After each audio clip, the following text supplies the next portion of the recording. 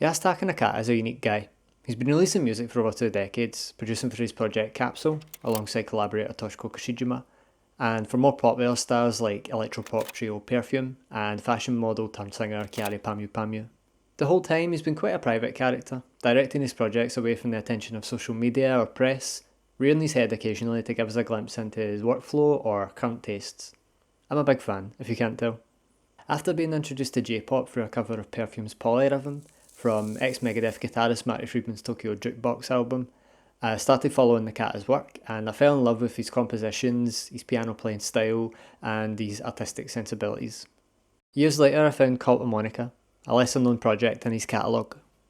Between his regular gig as producer for Perfume and releasing Capsule records in the mid-2000s, he was always involved in little bits on the side, like the soundtrack he did for the Liar Game TV show. Fashion and DJing were particular interests of his that started to become more prominent in this time.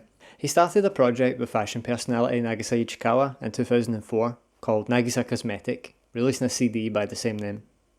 He had been collaborative up to this point in his music, featuring people on Capsule songs and releasing others' music through his own label, but this was the first public example I can find of him working with someone in fashion, which is something that he had been doing for a few years up to that point. COLTEMÖNIKHA followed a couple of years after this. It's a collaboration with fashion designer Kate Sakai, the name being a mix of Contemode, Nakata's imprint at Yamaha Music Communications, and Made in COLTEMÖNIKHA, Sakai's Russian-inspired fashion line. The first CD, COLTEMÖNIKHA, came out in 2006. Nakata composed the music and covered the art direction, and Sakai performed the vocals and designed the cover illustration. She also contributed to the lyrics, which is important to note. With exceptions of artists like Meg, Nakata usually writes everything when he's working with a performer, including the lyrics. It's kind of a dynamic that's been important in defining his sound and style as a producer.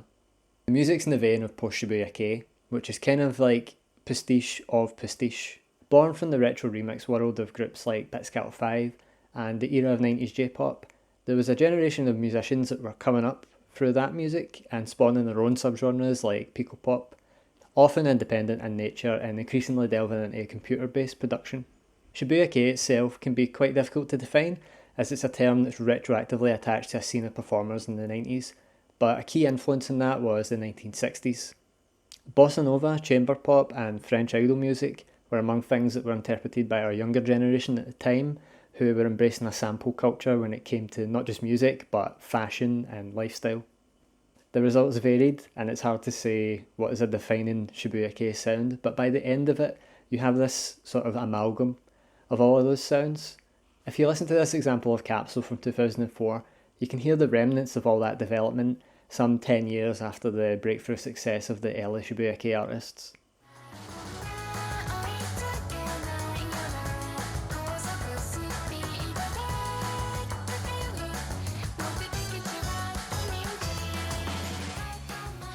I think COLTEMÖNIKHA marks a nice point in Nakata's development though, because it sits in that sweet spot between him being this sort of post-Shibuya Kei producer who has an interest in dance music and becoming an electro-pop producer with major hits.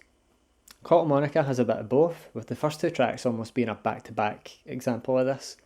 Track 1, Fantastic Fantasy, is reminiscent of something that would be on the second or maybe third Capsule albums, whereas Soratoba Hikari is more in line with what he was doing with Perfume at that point. Track 3, Communication, is my favourite on this. It feels the most uniquely COLTEMÖNIKHA to me in a sense. Maybe the reason for that is Sakai's lyrical contributions to this one. It has these kind of near nonsensical English lyrics that fall in a rhythmically pleasing pattern. It kind of reminds me of Capsule's Hello from 2010's Player. Track 4 is kind of unfortunate. It's the low point for me. It's a sort of nondescript piece of runway music, and I imagine that's what it was used for. And on this CD, it really is just a sort of passing transition.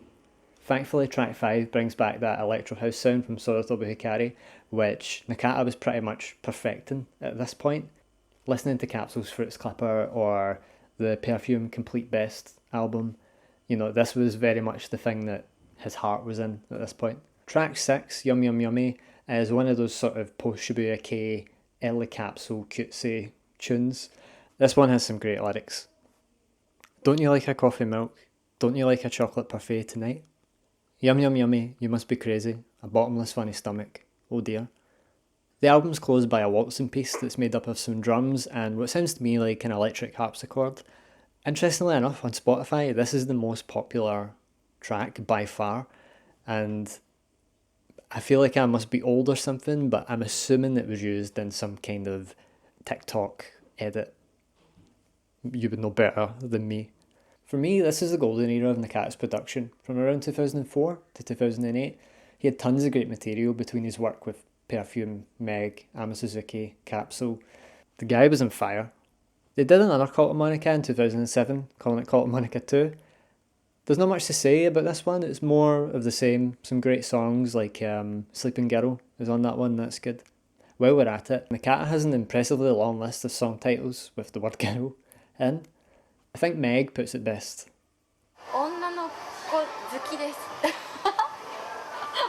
Aside from a best of compilation that came a little later and added a couple of new songs, they never went beyond these releases. Sakai moved on to other projects in the art world. You can check her website if you're interested.